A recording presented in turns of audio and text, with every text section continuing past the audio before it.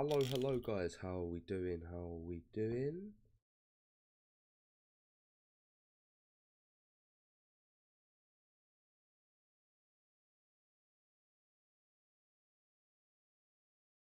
I don't like how that chat looks.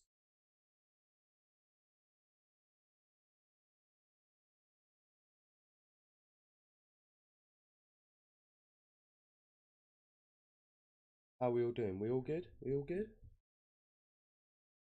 I was trying to have the chat on screen, but it just doesn't look good at the moment, does it? I have to play around with that another time, I think.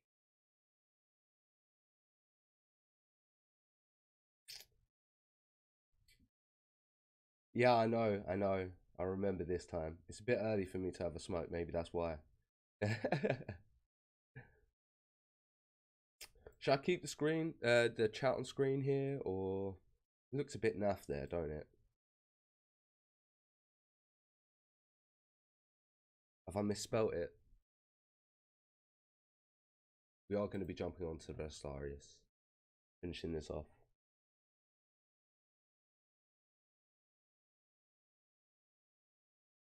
Yeah, we're going to jump onto this and finish this off, and then jump onto some other bits and pieces from the request list. But how we all doing? We all good? We all enjoying our nice Sunday? Just gaming, chilling?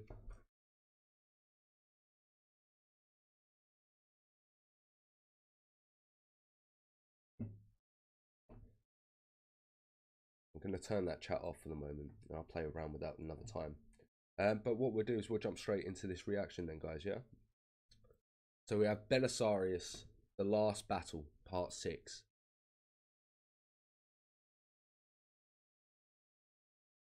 Never expected to stream now, lol. Yeah, I know. I just thought I'd jump on a bit earlier today. I watched the old F1. Any of you watch the F1? And we've got the Miami race this week. Obviously, because it's in America, it's not on until like 8, 9 o'clock. So obviously, I want to log off and jump on and watch that. So I thought it would be best to jump on today so we can get a nice 6 hours. I'll probably be on until about 6, 7 o'clock, and then we'll sort of go from there. Yeah, but what we'll do is we'll jump straight into this reaction, guys. I hope you're looking forward to it. 544 AD. Eastern Roman General Flavius Belisarius and 4,000 troops have arrived at Salona, poised to cross the Adriatic to Italy. 4 years I really like the narrator's voice for Epic History TV. have passed since Belisarius's great victory over the Ostrogoths. But in his absence, the Eastern Roman position in Italy has collapsed. After several coups and assassinations, the Goths have chosen a new king to lead them. A brilliant warrior who is also wise and active. His name is Totila. Oh, okay. While Emperor Justinian had been distracted by the war in the east and ravages of plague, Totila had attacked. But how's Totila going to stand against the great Belisarius? And you're right, Belisarius, the god emperor, like, and hey, Big DZ, Big DZ? That was a funny one, wasn't it? Hey, DZ, you good? He swept to victory against a demoralized Roman army Yeah, that had been left agree. without pay or supplies Voices are so and good. led by corrupt, squabbling generals. Many Romans chose to switch sides rather than fight. Much of what Really? They switched instead of fighting, pussies. Belisarius had achieved in 4 years of campaigning is undone. Only How pissed would you be if you've done all that 4 years and then to go back there and have to do it again? Like, all your gains just being lost. You'd be fuming. Rome and a few other cities and ports are still in Roman hands. Belisarius, veteran of great Roman victories against Persians, Vandals, and Ostrogoths, will face his toughest campaign yet. A struggle once more for Italy, against the odds, and against a formidable enemy. How are they going to hold up? That's the question.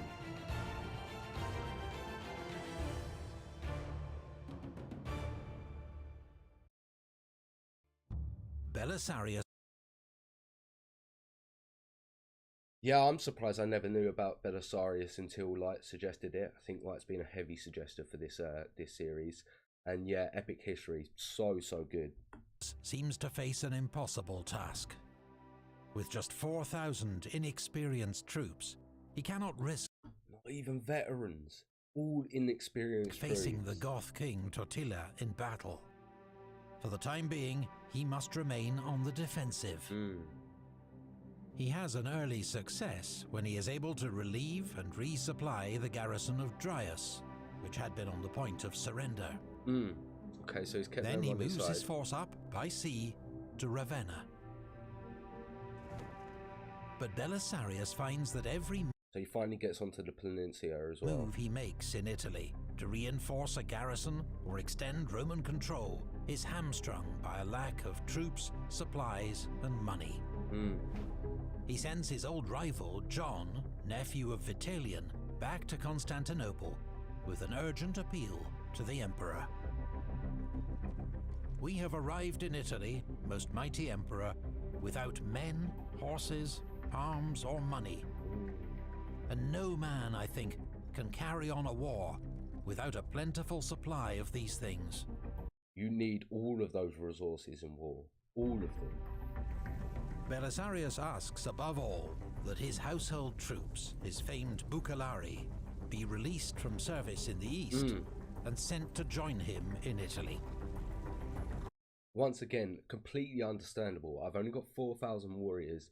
I need my most trusted troops at this point in time because they're going to be able to just provide me the most. They're just going to be perfect for this situation. They've got loyalty, they've got experience. I'm going to be able to give them command. They're going to be able to understand the orders that I want to give them and perform them well. So just give me those people, please. Belisarius withdraws to Dyrrachium to await the emperor's reply. Totila, meanwhile, tightens his grip on central Italy, and in late 545, he advances on Rome. The Eternal City is held by just 3,000 Roman troops, commanded by Bessas. For months, the Goths have been intercepting supplies sent to the city. So they've been Civilians are already starving. The garrison will be next. The city cannot hold out for long. A few months later, John rejoins Belisarius at Dyrrachium with some reinforcements. But not his troops. But not for the first time, the two generals disagree about their next move. John wants to cross to southern Italy and march overland to Rome, a journey that could take 40 days. That also just sounds stupid. You're then going to have to worry about the logistics of keeping your men alive along the march. Belisarius thinks they'll be too late to save the city. He wants to get troops and supplies there as fast as possible, which means sailing directly to Portus. Once again, I completely understand that. A 5-day voyage in favourable winds. John can land in southern Italy, clear the region of Goths, and meet Belisarius near Rome. Belisarius's plan risks dividing his small force, but it may, at a stroke, secure Rome and southern Italy. Also, Belisarius wants to do both. For the emperor. However, his last campaign is to be plagued by misfortune. What a shame. When Belisarius arrived in Italy, things went wrong with him daily, for he had clearly incurred the enmity of heaven. Belisarius sails for Portus, accompanied by his troops and his wife Antonina. But they are hit by a storm and have to put in at Dryas. They are spotted by Goths besieging the port, who send word to Totila. You take Portus. By the time Belisarius reaches Portus a few days later, the Goths are on high alert, ready for any attempt to relieve Rome. Totila knows Belisarius will try to move supplies from Portus to Rome along the Tiber River. So 10 miles downriver from the city, he builds a fortified wooden bridge. Smart by Tortius. Smart by Tortius. Like, got to do what you got to do. Circumstances of this campaign were quite unfortunate indeed. It looks like it. I'm looking forward to seeing. With towers outside. on each bank filled with Goth warriors. It's a formidable obstacle that Belisarius will have to break through to save Rome. He wasn't intending on it. Meanwhile, John lands with his troops in the south. He quickly routs local Goth forces and secures the region. But despite appeals from Belisarius, John refuses to march to their rendezvous at Rome. He cites... Oh my god, John, do what you're fucking told. Just do what you're told, you dickhead. God damn it. the presence of 300 Goths at Someone Capua, backslap this shadow man. his movements and convince him that he would be marching into a trap. Belisarius can wait no longer. He leaves Isaac in command at Portus, with strict orders not to leave their only secure base for any reason. He also sends word to Bessas in Rome, ordering him... Why has my camera just gone out? 2 seconds, guys.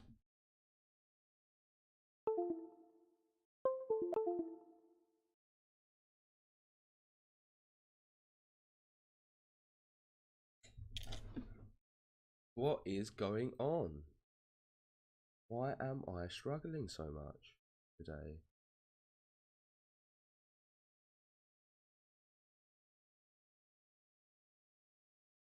We back up? We all good? Oh. Now it's lagging, right? That's the 1 2 1 2. Yeah, there's a delay.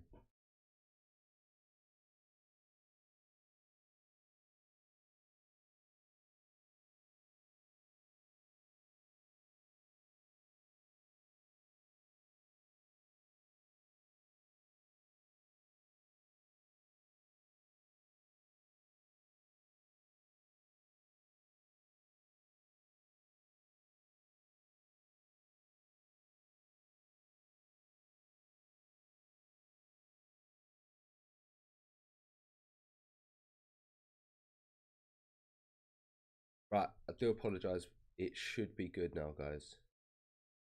him to make a diversionary attack on the Goth camp. Then his convoy of 200 reinforced galleys begins to row up the Tiber, packed with troops and supplies. An infantry force supports them on the right bank. How's he going to deal with this then? After clearing an iron chain that lay across the river, they reach Totila's fortified bridge. Thanks to skilled reconnaissance, Belisarius not only knows its location, but its exact dimensions. Oh, okay, that's useful. He has built a taller tower, which floats on 2 barges. The Romans push it up to a Goth tower and drop a burning boat packed with pitch and tar on top of it. How fucking creative. How creative. That's so sick. Sick. Go on, Belisarius. The tower, with scores of Goth warriors still inside, is incinerated. Big genius move. Oh yes, Bruno. Hope you're doing well. Goths now race from their camp to join the battle and Do throw they get back there in time? Belisarius's river assault. Heavy fighting breaks out around the wreckage of the bridge. But there is no sign of the diversionary raid by the garrison of Rome.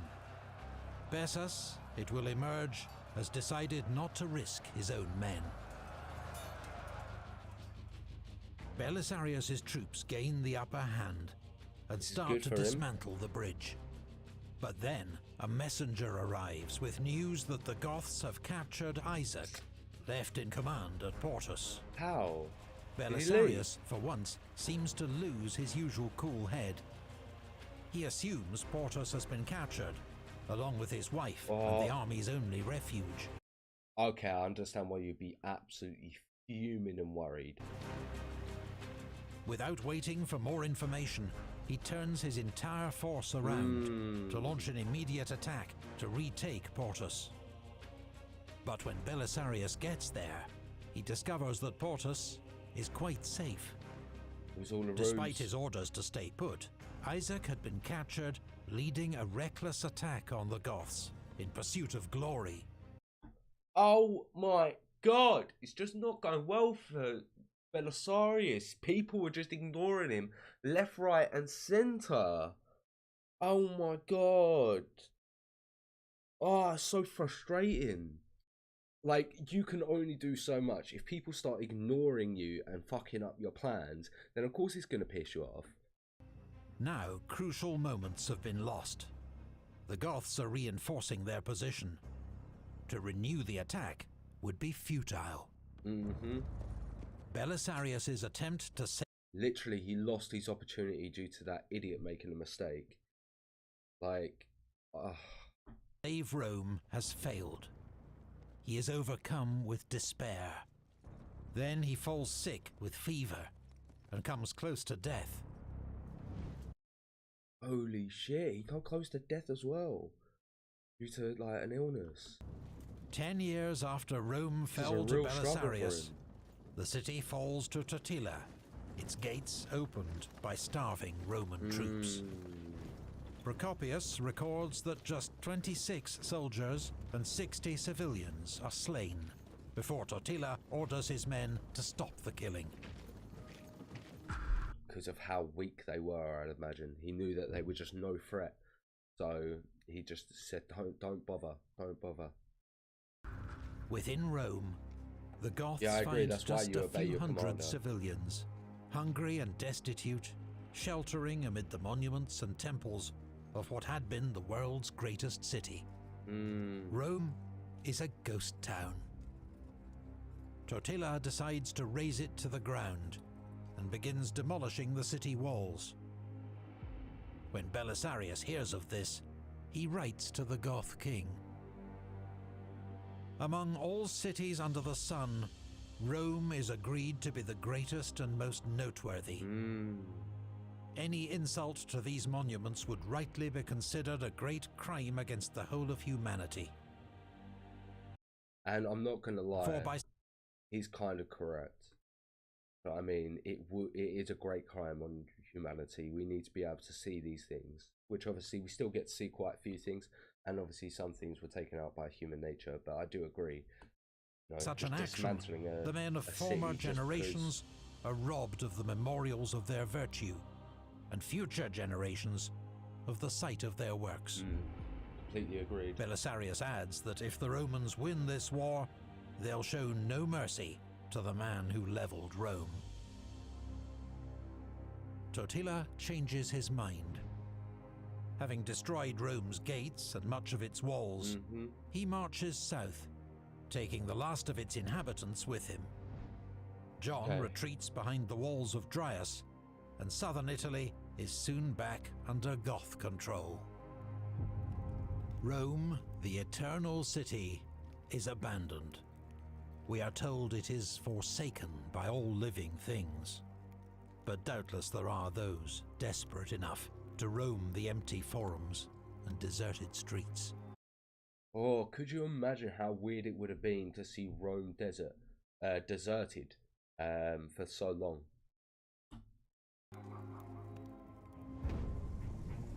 In the spring of 547, Belisarius, recovered from his illness, makes a personal reconnaissance of Rome to inspect its defenses. Word of his movements reaches the Goths, and Belisarius and his escort have to fight their way out of a dangerous ambush. He even got caught in an ambush. But the Roman general has seen enough. He has decided to reoccupy Rome. Nice, don't take him long to make a decision. There is no Goth garrison to oppose Belisarius, but strategically it seems madness. How can he expect to hold the empty city? For 25 days, he and his men work furiously to lay in supplies and shore up the city's defenses before the Goths return. Are they going to be able to do it though? He struggled to hold Rome last time. Is he really going to be able to do it this time? Their presence encourages some Romans to begin moving back into the city. By the time Totila and his army arrive, the Romans have rebuilt much of the walls with loose stone, but they haven't had time to make new gates. The Goths attack. I mean, without gates, what are you going to be able to do? Confident of victory. The Romans have a nasty surprise for them. Okay. Caltrops spread over the approach routes to maim Goth men and horses. Smart. For 2 whole days there is savage fighting at the open gateways. But Belisarius' men stubbornly hold their positions. Go on, boys. Hold it off. A few days later, the Goths prepare to launch another attack. This time, the Romans are so confident, they come out of the city and fight the enemy in the open. Totila's own standard-bearer is cut down. The Goths are routed. Nice. Totila, harangued by his own men for neither destroying Rome when he had the chance, nor garrisoning it, withdraws to Tivoli. At last, Roman fortunes seem to be on the rise. Can Belisarius hold on to it? That's the question. I do still have quite a bit of a backlog, so I'll be catching up on that. I probably won't be taking requests today either. But we'll see a bit later on to the stream. I'll let you guys know. There's more good news when Emperor Justinian decides to send Belisarius more reinforcements, around 2,500 men. Belisarius is ordered to link up with them at Tarentum, before re-establishing control of southern Italy. He sails from Portus with 900 picked men. But once more, ill winds force him off course, and he has to land at Crotone, a hostile shore. Oh no, unfortunate once again. Despite their experience, his cavalry fail to set sentries while out foraging for supplies, and a large force of Goth cavalry takes them by surprise. Oh no. He's literally just getting caught in like ambush and surprise attack after surprise attack. This is really unfortunate for him. The Romans are outnumbered 4-1. Many of Belisarius' best men fall in the fighting. The rest of his force hurriedly re-embarks and sails for Sicily. Did I get there? It's a humiliating withdrawal for Belisarius, a general who's conquered nearly all before him, now chased out of Italy by a small band of barbarians. He must Belisarius' wife, Antonina, has been by his side throughout the campaign. Now she returns to Constantinople. As a close friend and confidant of Empress Theodora, she hopes that in person she can persuade her to send Belisarius the troops and supplies he so desperately needs. Mate, she is the ride or die you need to find yourself, mate. That's all I'm saying. That is a ride or die girl there. The mission will prove futile. When Antonina arrives in the capital, she learns that Empress Theodora has fallen sick and died. Ah, all that favour she used to have is just gone. At this point in the war, the barbarians became unquestionably masters of the whole West. Though the Romans had been at first decisively victorious in the Gothic War, as I have previously recounted, the result for them was that they had not only spent money and lives in huge amounts and to no advantage, but they had also lost Italy. Belisarius' second Italian campaign ends in frustration and failure. In January 549, he is recalled to Constantinople, allegedly at the request of his wife Antonina. I reckon she knew it was a lost cause, and she just wanted him to survive, maybe. Soon after he leaves, the Goths finally take Perugia. The next year, they take Rome. Goth fleets begin to raid Sicily and Dalmatia. But Justinian continues to ignore Totila's offers of a generous peace. because he has, at last, assembled an army big enough to take the war to the Goths. Oh, so he just waited for some time. Let's see how this is going to go then. He awards command not to Belisarius, but to his old rival, Narses the eunuch, chamberlain of the palace. Narses leads the army into Italy in 552. How bad does this go? He decides to act fast and force a decisive battle against Totila at the first opportunity. He gets his wish at Busta Gallorum. He gets bested, don't he? Totila risks everything on a massed cavalry charge against the Roman centre. He is met with a storm of arrows. It is a debacle. Totila himself is among scores of Goth lords who perish. Goth military power in Italy. How is he making a mistake like this against someone not like Belisarius? Wait, what? As if Totila was killed by the rain of arrows. Oh my god. Is broken. That's jokes. Within 2 years, Narses will win more brilliant victories against the Goths and Franks, and bring the war in Italy to a victorious end. Holy. Belisarius's feelings at news of Narses' triumphs can only be guessed at. I bet he was Joy fuming. and gratitude for a Roman victory, but bitterness perhaps that he'd had to fight the war for so long with so little support. He literally only had... After 25 years commanding Roman troops, Belisarius's military career seems at an end. He lives as a rich and famous patrician in Constantinople and serves as trusted advisor to Justinian. I mean, at the end of the day, he done a lot for Rome, and he deserved to retire in peace if that's what he wanted. I definitely think that. Little more is heard of the great general for several years. Until 559. Why? What happens? And now, after a great lapse of time, as he once more put on his breastplate and helmet and donned the familiar uniform of his younger days, the memory of past exploits came flooding into the old man's mind and filled him with youthful ardor. As it would. Kutrigers, Turkic warrior nomads, perhaps descended from the Huns of Attila, have menaced the Eastern Roman Empire for decades. Justinian uses a combination of bribes, fortifications, and shrewd diplomacy to keep them at bay. The system does not always work. In 559, their chief, Zabagan, leads the Kutrigers south across the frozen Danube. They split into 3 groups. Zabagan himself leads 7,000 men towards Constantinople. Straight towards Constantinople as well. They bypass the outer fort. So although in this series presented as not a very good person, but in fact himself was a brilliant commander, no worse than Belisarius. Yeah, that's fair. I'm just sort of having a bit of bias because obviously we're watching from Belisarius's point of view.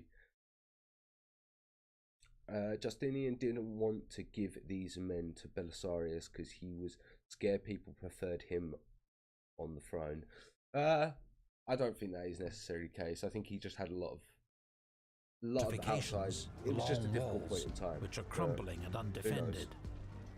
There are hardly any troops in Constantinople, and as the Kutrigers draw near, panic spreads. Justinian knows there is one man in the city he can rely on. He summons Belisarius and orders him to take charge of the city's defense. The great general, now almost 60, gathers 300 veterans and a crowd of citizen volunteers and marches out to face the enemy.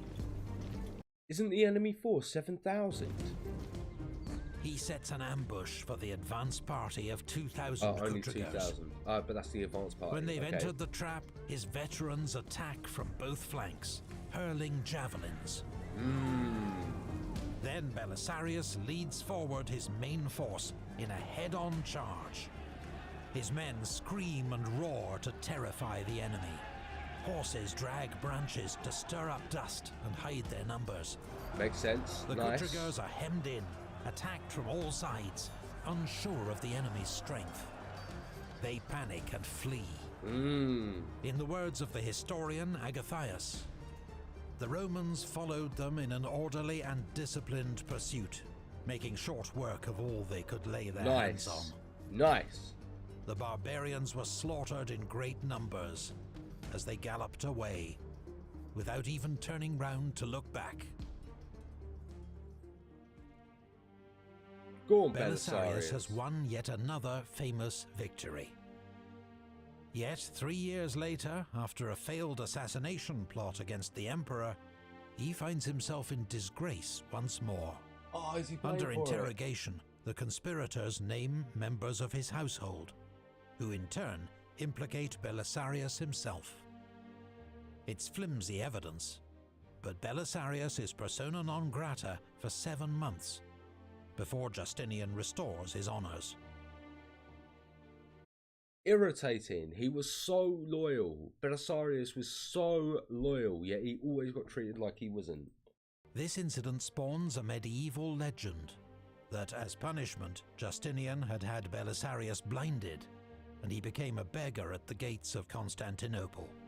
The story was a favourite of 18th century neoclassicists, with its dramatic themes of tyranny, injustice, and charity. But there is no contemporary evidence to support it.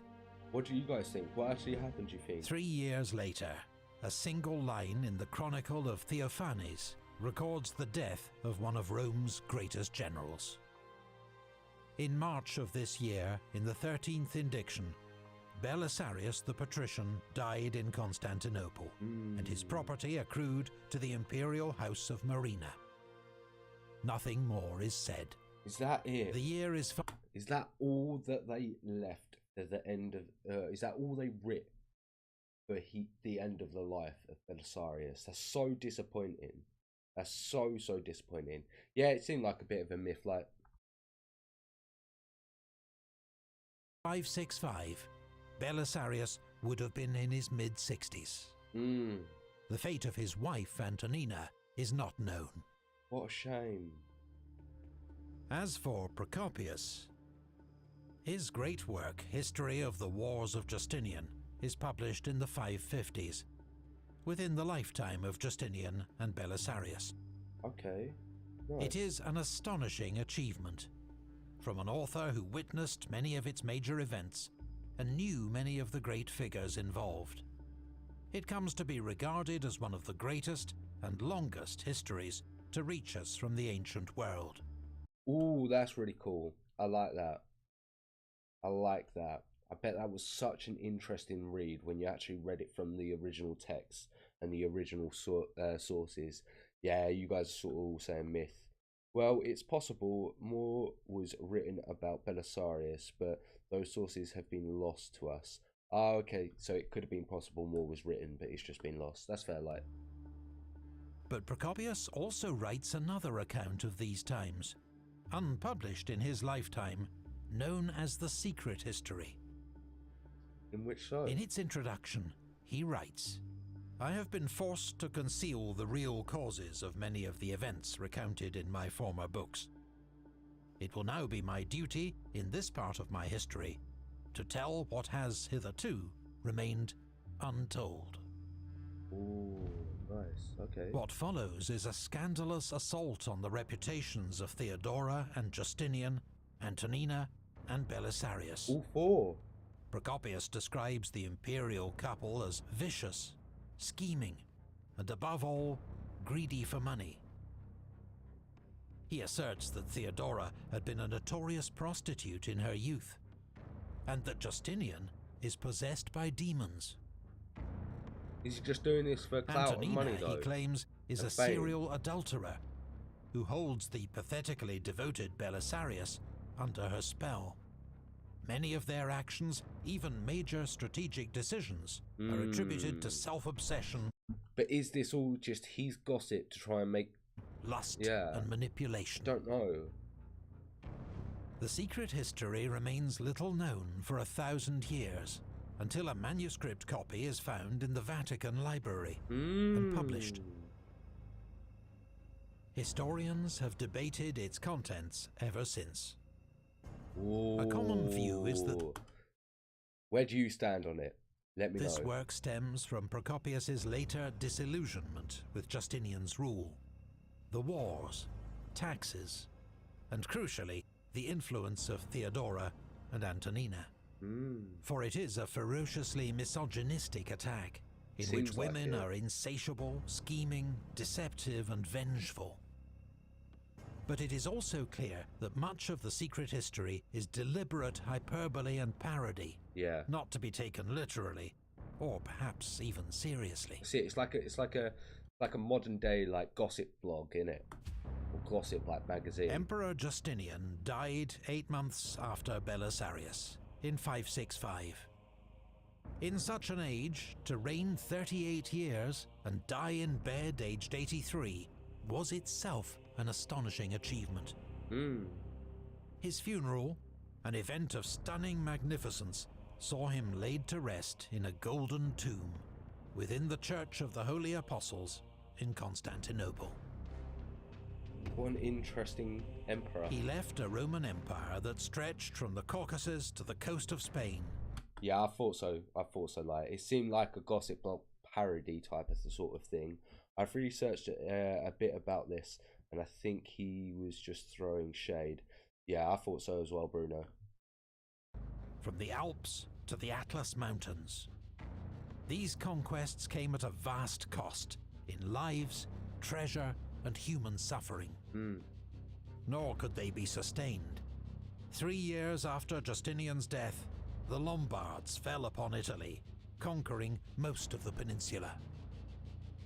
So even then they didn't get to hold it for long, even though they reconquered it. In the 7th century, Avars and Persians advanced to the walls of Constantinople, before the tidal wave of Muslim Arab conquest swept away much of the empire.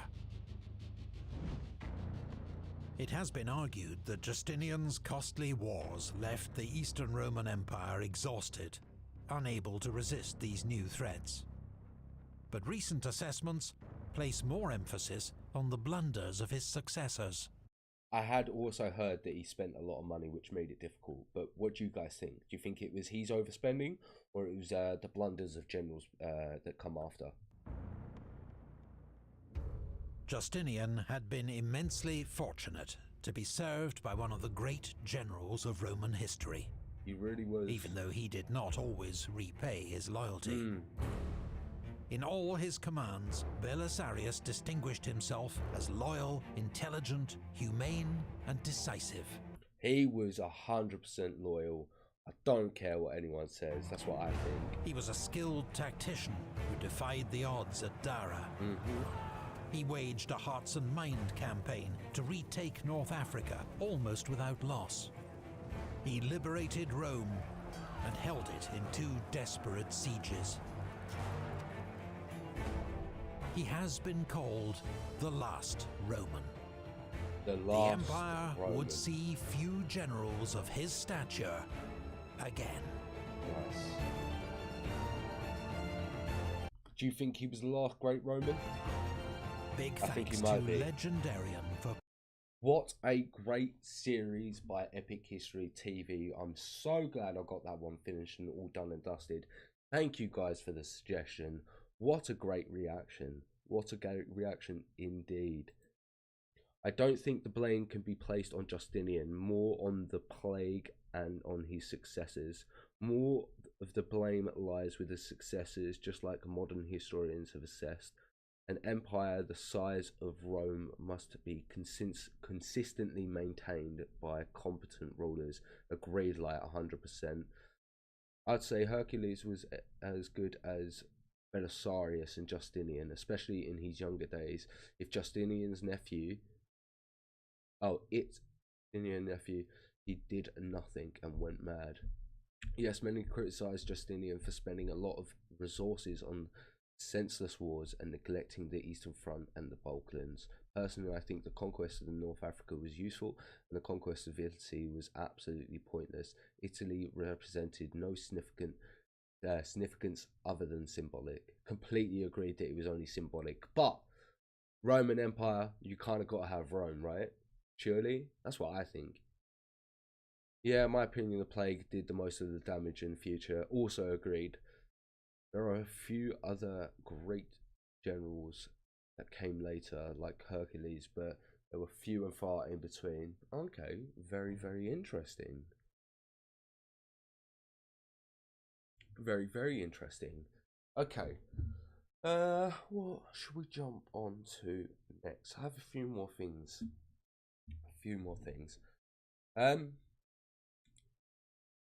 This is what we're going to jump onto. We're going to jump onto the operation rooms imagery. I don't know how to pronounce this. Iwo Jima. Iwo Jima. I think we're going to jump onto the Iwo Jima series.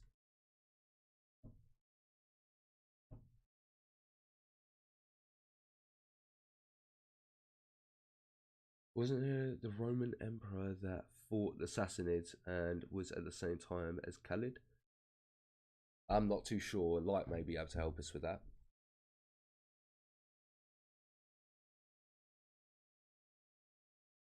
Okay. Iwo Jima. Animated. Part 1, D-Day by the Operation Rooms. Let's jump into this one.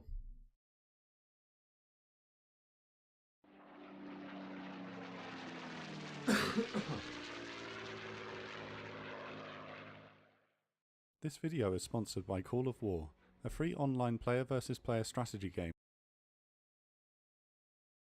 And B-24 Liberator heavy bombers. Yeah, that was about the same time, if your memory's serving you correctly. Okay, that's interesting. There is an interesting video on the History Marche channel called The Battle of the East. I'll definitely give it a look later on in the week, but we're just going to be jumping onto some of these requests I've already got. A large formation of B-29 Super Fortress and B-24 Liberator heavy bombers fly high above the Pacific Ocean on the 8th of December 1944. The heavies approach the next objective in America's island-hopping campaign towards Imperial Japan. Super Fortresses and Liberators drop thousands of tons of munitions, cratering the dark volcanic landscape. Their target, an island with black sand that one aviator comments looks like a burnt pork chop in the middle of the ocean, offers only light anti-aircraft fire from its defenders. These were the first sort of bombings, like 1944. These are the first sort of major aircraft sort of battles during this period, right? It's absolutely insane. Look at how many freaking planes there are going over this island. This raid Literally, is just the first. Like, do you think if you was actually on the island and you looked up, you would be able to see anything other than a plane? Of 74 consecutive bombing missions against the small island, which has an area of only 8 square miles. In 3 months' time, this island will become the setting for one of the most ferocious battles of the Second World War. Its name is Iwo Jima. 2 months earlier, the military might of the United States begins to wear down the Japanese defense of the Philippines. With victory imminent, Admiral Chester Nimitz starts to turn his attention to Iwo Jima. The small volcanic island has 2 airfields and lies directly in the path of the American strategic bombing campaign against the Japanese mainland. Japanese fighters from Iwo Jima harass B-29 formations, and bombers based there have been raiding newly conquered islands to the east. Okay. Admiral Nimitz wants to eliminate this threat once and for all, before the impending invasion of Okinawa. Which you sort of understand why if it's harassing them, it's a key point. On the 9th of November, Nimitz informs Lieutenant General Holland. Yeah, I agree. When like the kamikaze planes tactics that the Japanese used to use as well, that would make it even more terrifying. Smith, commander of the Fleet Marine Force, that he will command Operation Detachment, the storming of Iwo Jima.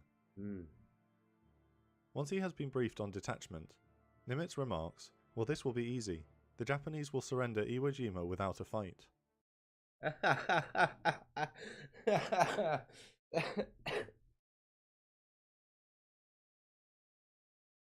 How goddamn mistaken was he? Yeah, they'll surrender it without a fight.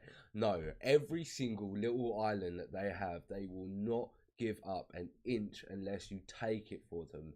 You're an absolute fool. You're an absolute idiot. Storming the small volcanic island seems like a simple proposition. There is no fresh water, and reconnaissance flights notice there are no buildings for housing soldiers on the black landscape. That's because it's all in the mountain sides, right?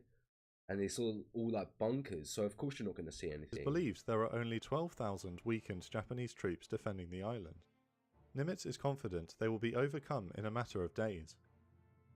On the 15th of February 1945, an armada of over 600 warships and transports depart the Marianas Islands carrying 3 divisions of 70,000 Marines en route to Iwo Jima. The Marines have been told they are heading to Island X. The 70-mile-long American fleet will arrive off the shores of Iwo Jima 70 miles long? the following You day. alright? In fact, the Japanese have no intention of letting the island fall to the Americans without a fight. They're not going to let anything fall without a fight. Iwo Jima is part of the Tokyo Prefecture, and thus part of Japan itself, so it must be defended to the last man. To see this mission through, Lieutenant General Tadamichi Kuribayashi is dispatched to Iwo Jima with the 109th Infantry Division. Before he left, Kuribayashi was given a personal audience with Emperor Hirohito, who impressed upon the general the importance of his task. He can't give up now. If he's like being ordered by the Emperor, he has to stay. Kuribayashi understands that he has been given a deadly mission, but he intends to inflict as many casualties on the Americans as possible. He has set about turning Iwo Jima into a fortress. American planners significantly underestimate Japanese strength on the island. Kuribayashi has 22,000 men, rather than the estimated 12,000. The defenders have tunneled into the island throughout the winter, awaiting the coming onslaught from fortified bunkers and blockhouses. Arriving on the 16th after their long voyage from the Marianas Islands. Look at how many ships there are. Look at it. The US Navy sets about softening up the island defences with a massive naval bombardment. The barrage by Navy warships will attempt to destroy and degrade defensive fortifications before the 3rd, 4th and 5th Marine Divisions storm the island on February 19th. There are 700... imagine sitting in a bunker and just bombs are continuously going off and you just got to hope it's not going to fuck you up. 24 Scary. priority targets marked for destruction by 6 battleships, 4 heavy cruisers and 1 light cruiser, along with dozens of destroyers.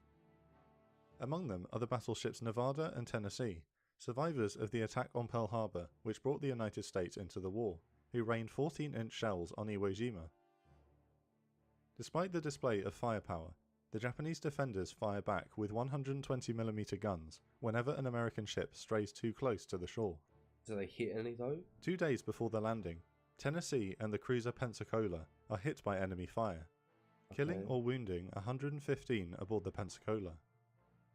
Meanwhile, over 120 fighter bombers from fleet and escort carriers carry out 612 sorties, attacking any 612 sorties, and that is just it's just more bombing from planes. Like, oh my god, actual like modern warfare is so crazy. Like the amount of damage that nations can do, and the just the amount of damage our weapons can do nowadays is terrifying. Could you imagine just being on an island surrounded by an enemy naval force and it just continuously being bombed by ships and by planes? Like you just gotta deal with it. Like that'd be terrifying. targets of opportunity. Like, However, what would be going through your head? How would you survive? How are you going to be able to survive this? How long is it going to go on for? 10-day bombardment requested by General Smith is cut down to just 3.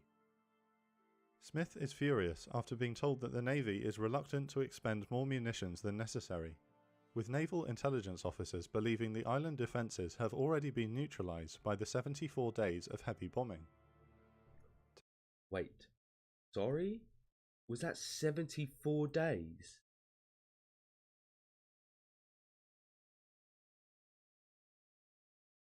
Have already been neutralised by the 74 days of heavy bombing. So they had to deal with 74 days of being bombed. You can't go for a shit in peace. Like, imagine for 74 days you got to worry that every time you go out for a piss or a shit that you might just fucking get hit with shrapnel. Like crazy. You could barely eat. You're not going to be able to sleep. 74 days. I can't do 5, let alone 74. To make matters worse, poor weather hampers the bombardment by preventing reconnaissance aircraft from relaying accurate target coordinates to the warships. By D-Day, the Navy has provided a mere 1.5 days of heavy bombardment, despite promising 3. It will prove to be a cost. Wait, what? Coordinates to the warships. By D-Day, the Navy has provided a mere 1.5 days of heavy bombardment. Wait, so it said 74 and now it's saying 1.5 days. Was I just confused? Am I being an absolute melt? Am I just being an idiot? Despite promise. Multiple bombs on a small island. Yeah, no thank you. Completely agree, Bruno. 3. It will prove to be a costly mistake. At dawn on the 19th of February 1945, the first Marine vessels begin loading men and supplies for the trip to the beach, while the final bombardment intensifies. The first wave will be spearheaded by the 482 amphibious tractors the Marines simply call Amtraks, which can sail through the water like a boat, and then drive up onto the beach, providing fire support with a 75mm gun, along with 2 50 caliber machine guns. Which does nothing. Because really. of Iwo Jima's geography, there is only one beach which can accommodate the landing. It is directly under Mount Suribachi, an extinct volcano at the southern tip of the island. One of the first objectives on D-Day is to isolate the heavily fortified mountain before capturing it. The 28th Regiment of the 5th Marine Division is given the task of dashing across Iwo Jima and cutting off Mount Suribachi. It's just not going to go well, though. In the centre, the Marines' objective is to capture Iwo Jima's southern airfield by the end of the first day. To the north, the 25th Regiment must clear out a rock quarry which holds a commanding view of the northern landing beaches. The Marines have been served a gourmet D-Day breakfast of steak and eggs before boarding their landing craft. I mean, you've got to have something decent before an event like this. So I mean, steak and eggs is little compared to what these boys deserve. To many men, the Black Island on the horizon gives them a foreboding sense of impending doom. Corpsman Vernon Parrish in the 28th Regiment recalled, "I was petrified when we got into those Amtraks. I was new to battle, but I could sense that even the veterans were scared." Once fully loaded, the landing craft set out for the beach, while their naval gunfire and aerial bombardment of Iwo Jima intensifies. 9 landing craft infantry, or LCI, rocket ships move into position and launch 9,500 5-inch spin-stabilized rockets towards the island, while 9,500! The bombardment ships move to within 2,500 yards of the shoreline. They have been reinforced with the 16-inch Look at it! It's just non-stop barrages! guns of the newer battleships Washington and North Carolina, who add to the hail of fire. The naval bombardment briefly lifts to allow the aircraft from the carrier force to pound the island with napalm and conventional bombs one last time. Watching the incredible display of firepower from an approaching Amtrak, an incredulous Marine asks his comrades, "Do you think there will be any Japanese left for us?" The bombardment... So sad that they don't realise, yes, there will be, because they are just dug in deep. So these bombs aren't doing... They're doing a lot. They're doing a lot to the infrastructure, but there's a lot of hidden buildings, aren't there? lifts just before the first Amtraks hit the shoreline. The first Marine Amtrak lands at 8:59 AM, 1 minute ahead of schedule. The initial waves do not come under fire. The Marines wonder if the preliminary bombardment actually did wipe out the Japanese garrison, and signal the rest of the landing craft to come ashore. In Mm. fact, this plays directly into Kuribayashi's I was about to say, I bet they were waiting for as many men to be in open field as possible. battle plan. The Japanese commander intends to let the landing beach fill up with vehicles and men before unleashing his carefully hidden firepower. The landing continues unopposed, while concealed Japanese gun emplacements wait for the order to open up with everything they have. At 9:45 am, Easy Company of the 3rd Battalion of the 28th Marine Regiment comes ashore under the shadow of Mount Suribachi. Led by Captain Dave Severance, they I'm really liking the troops and maps that the operation room's doing here. It's a really, really good video. I'm thoroughly enjoying this. And to think there are virtually no battleships left in the world that can perform these sorts of barrages. Really? Have they all been sort of have they all been desized due to political reasons? Is that the reason why? Like, fan out to support the advance inland. Shortly after Easy Company arrives on the beach, Kuribayashi is satisfied that his killing zone is full of Americans and gives the order to open fire. Lieutenant Keith Wells of the imagine being on the beach thinking that you have no opposition, seeing all your other comrades on there, you look into your left and right, and then all of a sudden they just open fire and just you start getting dropped. Like, that's terrifying. That's terrifying. 3rd Platoon in Easy looks up to see Suribachi turned into what looks like a Christmas tree with blinking lights. A hurricane of artillery and machine gun fire lands on the congested invasion beach. The first few minutes under fire are chaotic. The Japanese have constructed over 750 defensive emplacements since the beginning of 1943. Most of these strongpoints are connected by 17 miles of underground tunnels, allowing the defenders to move from position to position without exposing themselves to enemy fire. So creative. 17 miles of like underground tunnels. Holy shit. Some artillery emplacements have been concealed and fitted with steel doors that can be closed when the gun crew needs to reload, minimizing the chance of American counterfire hitting their targets. Nice. Okay. These concealed gun positions cause massive casualties on the invasion beach, where there is no cover for the Marines. Joe Rosenthal is an Associated Press photographer who lands with the first wave. He later He landed with the first wave and survived. Did he actually survive? That's absolutely crazy. I think that it is more the fact that there is really no need to produce these kind of battleships. Okay, that makes sense. Even simpler than that, battleships got pretty much entirely retired because of the cost. I disagree with that, Reese. I don't know, man. Like the US surely puts more funds into their navy than anything else, because that's how they're a world superpower, right? So I don't necessarily think that they're relevant because the US need them because they're a superior naval power. No, those sorts of battleships proved to be way more expensive than they were worth. Oh, I see. Aircraft carriers became and remain the king of the seas. Yeah, I agree that aircraft carriers are the best type of ships. A modern day carrier and destroyer have the effective firepower and equipment to combat we have these days. Oh, I see. So they're just enough, basically. calls that avoiding getting hit during the initial bombardment was like running through rain and not getting wet. Yeah, I also agree with what Light said, Reese. Why put massive cannons on your ships when a precision strike from a guided missile can do the better and cheaper? Makes complete sense. To make matters worse, naval planners have assumed from reconnaissance photos that the invasion beach is flat and will be easy to clear. Instead, the Marines find themselves facing 15-foot high sand embankments impossible for vehicles to climb. With tanks and other tracked vehicles bogging down in the fine volcanic sand, the Marines must continue forward on foot without armoured support. What a mistake, as if they didn't realise that their heavy armour wasn't actually going to be able to get onto the island. Civilian engineers, better known as the Seabees, are dispatched to clear paths through the embankments with tractors.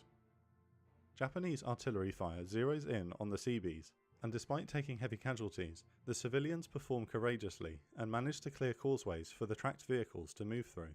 Well played to those Despite civilians. the heavy enemy fire, Able Company of the 28th Marine Regiment have made a dangerous charge across the southern neck of the island. At 10:35 am, they reach the western shore of Iwo Jima, successfully cutting off Mount Suribachi. Those boys really did start moving. Really did start moving, but to They're get there quickly at 10:30 reinforced by a.m. Sherman tanks of the 4th Tank Battalion, who seal the ring around the extinct volcano. Easy Company moves quickly to reinforce the breakthrough. In the centre, the 27th Marine Regiment is being decimated by machine gun fire from concealed bunkers ahead of them. Charlie Company of the 1st Battalion is pinned down short of the airfield when Gunnery Sergeant John Basilone makes a break for the nearest bunker. Manila John Basilone is a Marine Corps legend, having been awarded the Medal of Honor during the Guadalcanal campaign. And what's he do this time After then? being recalled from active service to sell war bonds on a publicity tour, Basilone has requested to return to the front. He intends to make the most of his opportunity. Okay, Basilone has sprinted from the cover of a sand embankment through heavy enemy fire and flanks around the side of the bunker. He tosses a satchel charge through the firing port, followed by grenades to neutralise the Japanese strongpoint. With the machine gun Holy shit. Go on, boy. out of action, the rest of the Marines move up to the airfield. Basilone spots a Sherman tank that has made it off the beach but is stuck in a minefield under heavy enemy fire. He runs to the tank This and attempts to man guide it is a fucking tank himself. out of the minefield. Despite artillery and mortar shells falling around him, he successfully leads the tank to safety and returns to his men still pinned down on the edge of the airfield. Oh my god, this man is a fucking Chad and a top G. Basilone gathers his men and shouts, "Come on you guys, we gotta get these guns off the beach." He and his men charge across the airfield to attack an enemy strongpoint. As he sprints across the open ground, John Basilone is cut down by machine gun fire and is killed instantly. He will be posthumously awarded the Navy Cross, becoming the only Marine to receive the United States' 2 highest awards for gallantry. Damn straight he did. What a good soldier, and rest in peace to that fallen soldier. Yo, hello, you good? The US doesn't operate any of those old Citadel ships anymore. They operate half of the world's aircraft carriers. Yeah, I understand aircraft carriers are the main ship used nowadays.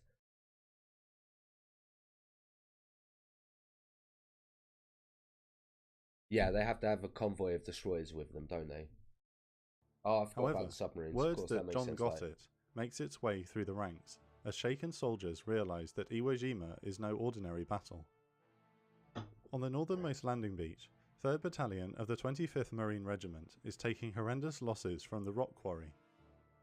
The first Japanese artillery barrage killed every man in the shore fire control party, meaning Lieutenant Colonel Justice Chambers cannot direct naval gunfire against dug-in Japanese positions.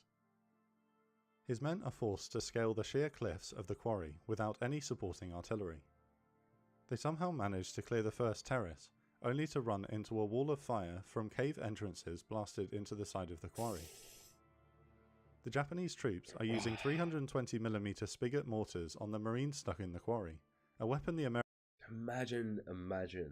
Imagine you're going through a quarry and just getting peppered with fucking bullets. Americans This type of war was horrible, horrific. have not encountered in large numbers before. The mortars fire 600-pound rocket bombs that explode and create massive 8-foot craters in the ground. The Marines watch as the massive projectiles arch through the air toward their positions. The mortar rounds will be nicknamed Flying Ash Cans. The attack comes to a halt as men desperately search for cover. Lieutenant Colonel Chambers radios to General Holland that his men are catching all hell from the quarry and need support as soon as possible, but to no avail. The warships They don't even get the support they need. cannot support the Marines without accurate coordinates, and their suffering will continue throughout D-Day. Of the 900 How much suffering did those poor men have to go through? men who landed on the beach with 3rd Battalion in the morning, only 150 are left by 2 p.m. Only 150 were left out of 900. Brutal. Mercifully, the battle winds down as night falls over Iwo Jima. The invasion beach is a scene of devastation, with burning vehicles littering the shoreline. There are too many wounded men to evacuate all at once, and hundreds will continue to suffer through the night. The forward marine positions dig in, and are met with an eerie and uneasy silence. General Kuribayashi has expressly forbidden banzai charges. He wants his men to stay alive as long as possible to inflict maximum harm on the invaders. That's a change in tactics by the Japanese. His plan for an attritional battle has already seen results. At the end of D-Day, the Marines have suffered 2,420 casualties, including 548 killed in action. This number represents over half of the total casualties taken during the entire 6-month-long Guadalcanal campaign. It represents half of the 6-month-long campaign within the Carnal. At the That's White House, absolutely crazy. President Roosevelt openly Holy gasps in shit. horror at a casualty list for the first time in the war. Yeah, I bet he opened that casualty list and was like, oh my god, how many men have we just lost? How many American men have we lost for this target? Was it worth it? Day breaks on D+1 to reveal cold rain and gusty winds. The remnants of the 3rd Battalion of the 25th Marines at the Rock Quarry have been reinforced by 1st Battalion of the 24th Marine Regiment. The attack begins anew at 8:30 am, this time with concentrated fire support from the 16-inch guns of the battleship USS Washington. So I'm assuming they got decent coordinates now. A landslide is triggered by the shelling, which buries multiple Japanese emplacements under an avalanche of rock and sand. It kills how many Unlike the soldiers? previous day, Friendlies? both Marine battalions none. make steady progress as they advance under cover from Washington's main batteries. Meanwhile, the 3,000... This is one of the battles that awoke the US fear against Japan. Yeah, I heard about this one and it seems quite ferocious. The US doesn't operate blah blah blah, aircraft carrier blah blah blah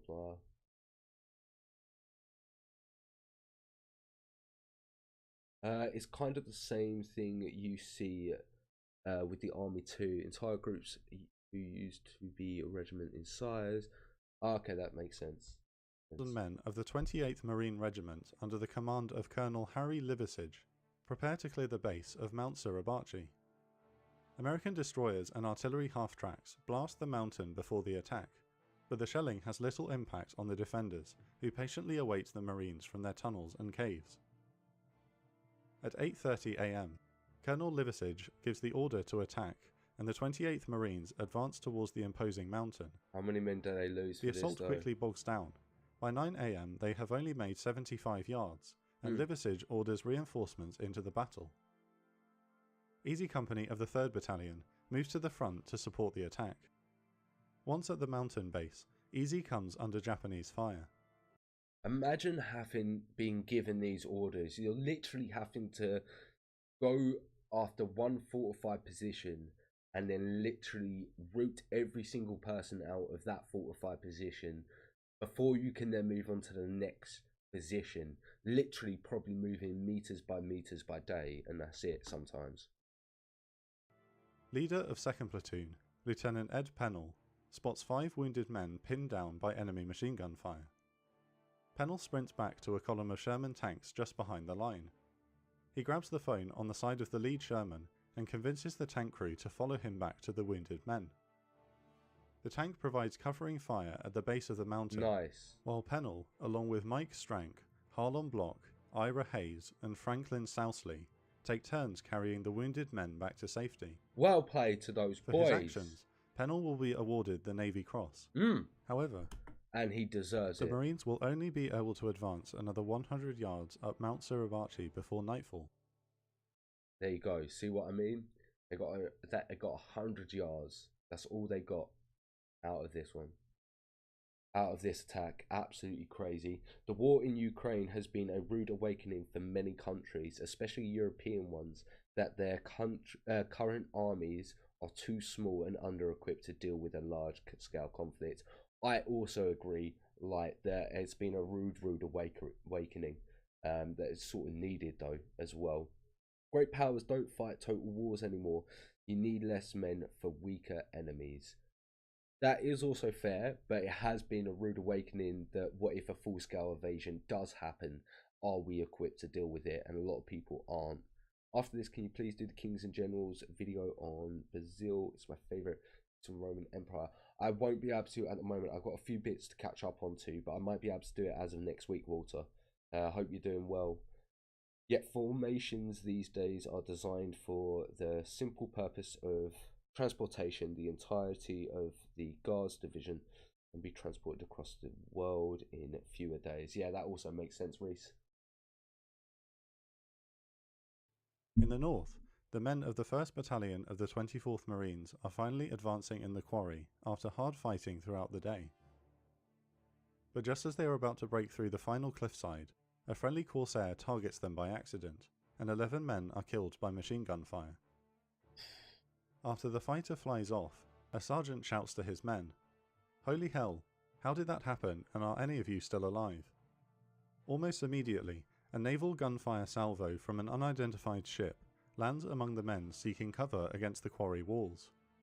Wait, how many was it? 12 or 11 of these men got killed in a strike. And are any of you still alive? That's absolutely crazy. And is this a friendly bombardment? Almost immediately, a naval gunfire salvo from an unidentified ship lands among the men seeking cover against the quarry walls. So it was against the American troops. Holy shit, they got two unlucky bombarded as mistakes well. proved devastating for the Marines. 1st Battalion loses 101 men in a matter of minutes and can no longer carry on with their assault. Oh no! That's fucking shit. Shit. That's not little mistakes. They're two humongous mistakes. 101 lives have been fucking lost due to those two mistakes, and they're not going to be able to do anything else. They're going to have to stop their pursuit for this objective at the moment. As D+1 draws to a close, the Americans have secured a quarter of Iwo Jima at great cost. The landing beach is still under enemy fire from Mount Suribachi, adding to the misery for the rows of wounded men stranded on the island. However, there has been tangible progress. The southern airfield is now in American hands, with their relatively swift advance surprising General Kuribayashi. Okay. Furthermore, the Marine infantry has gained a tenuous foothold at the rock quarry.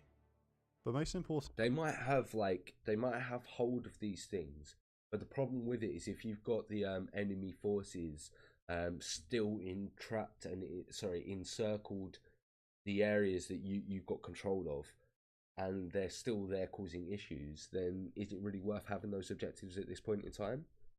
the 28th Marines are in a position to begin their final assault on Mount Suribachi the following day. Colonel Liversidge will ask for every bomber and heavy gun in the fleet to pound the extinct volcano before his men attack. This week on our new sister channel, and I assume we're going to find out what happens in the next episode. What a great reaction. I am thoroughly enjoying this. So glad that I started it up. And we'll jump into the next one, I think. 2 seconds, guys.